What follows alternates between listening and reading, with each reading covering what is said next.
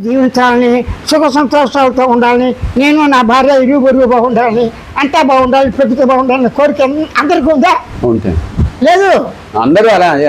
కాబట్టి సృష్టి ఎందుకు వచ్చింది అనే ప్రశ్న వేయరాదు. సృష్టి అంటే ఏంటి? పదార్థం. ఇది పదార్థం, ఇది పదార్థం, నేరేడు పదార్థం. పదార్థం అంటే ఏంటి? ఆకాశము ప్లస్ అణువులు.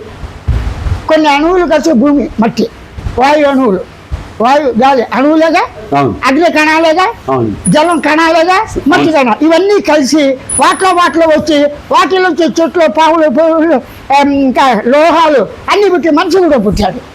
మనిషి మాత్రం వచ్చింది జిజ్ఞాస. అరే 2 ఉన్న అమ్మ చచ్చిపోయింది, భార్య చచ్చిపోయింది, నేను చచ్చిపోతున్నాను, అసలు మానవం అంటే ఏంటి? చచ్చినాడు ఎక్కడ ఉన్నాడు?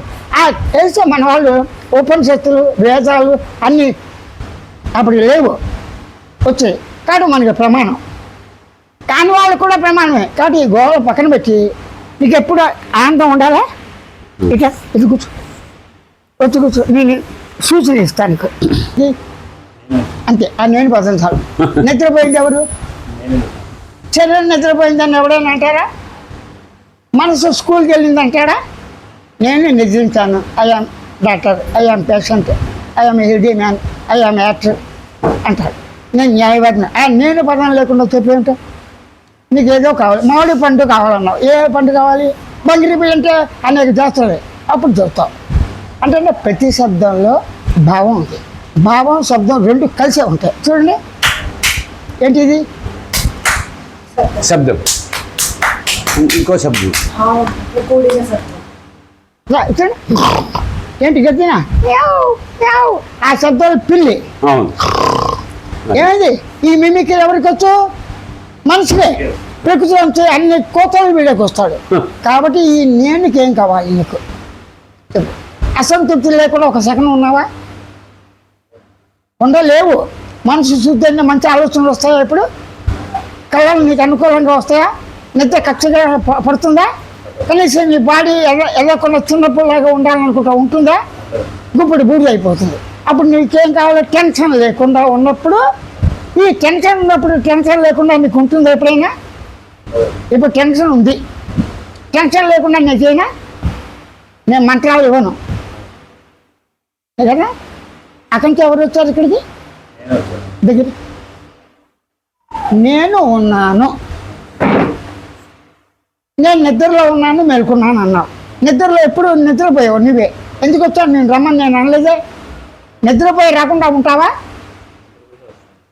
నిద్ర పట్టి అలాగే ఉండిపో. నచ్చామంటే మాకు కోమలో వెళ్ళారు, ఇక్కడ తల్లి కోమ 20 రోజులు ఉండిపోయాడు. అలాగే పోయా ఉండలేవు.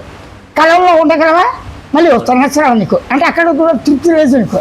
మెలుగు వచ్చింది, ఈ దేహంతో ఉన్నావు, నీ దేహం బాగోదు, సమస్యలు. ఇప్పుడు ఈ 3 స్థితుల్లో నేనుందిగా.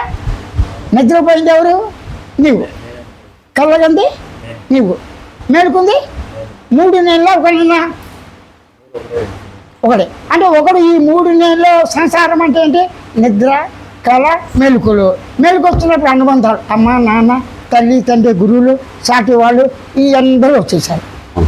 ఈ అనుబంధాలు ఎప్పుడు వస్తున్నాయి అని ఆలోచిస్తావా? వెళ్తున్నావు, ఏ పెంట అశుద్ధం ఉంటుంది, నీళ్ళేసి కడుక్కుంటావు, వాసన ఈ గుర్రముదా, పందిదా అని ఆలోచిస్తావా? ఆకలి వేస్తుంది, తింటావా? ఆకలి ఎలా పుట్టింది? ఆకలి ఎలా లేకుండా చేసా అంట. కాబట్టి నేను తృప్తి కావాలి. జస్ట్ కళ్ళు మూసుకొని 2 నిమిషాలు చదువుకున్నావుగా కొంచెం. అవేర్నెస్, కాన్షియస్ అంటే స్పృహ. నీకు స్పృహ ఉందా లేదా? అది ఎప్పుడు ఉందా, కొత్తగా ఉందా? చిన్నప్పటి నుంచి కళ్ళు మూసుకోవాలి. ఆ యొక్క దాన్ని ఎరుక అన్నారు, తెలివి అన్నారు, స్పృహ అన్నారు. నీకు తెలివి ఉంది కదా, ఆ తెలుగు తెలుసుకునే లక్షణం ఉందా లేదా? గుర్తు చేసుకునే లక్షణం ఉందా లేదా? గమనించే లక్షణం ఉందా లేదా? కొంచెం దగ్గర కళ్ళు మూసుకునేట గమనించే లక్షణం ఉంటే మీకు స్వల్స అనుభూతి కనిపిస్తుందా? కంటికి కనిపిస్తుందా? సుఖానుభూతి కనిపిస్తుందా? ఆకలి అనుభూతి కనిపిస్తుందా? నిద్ర అనుభూతి కనిపిస్తుందా? ఇక్కడ అనుభూతి కనిపిస్తుంది. ఆ నేను అనుభూతిలో ఉంది. ఎరుకతో, కాన్షియస్తో, తెలివితో, జ్ఞాపక లక్షణంతో ఉంది.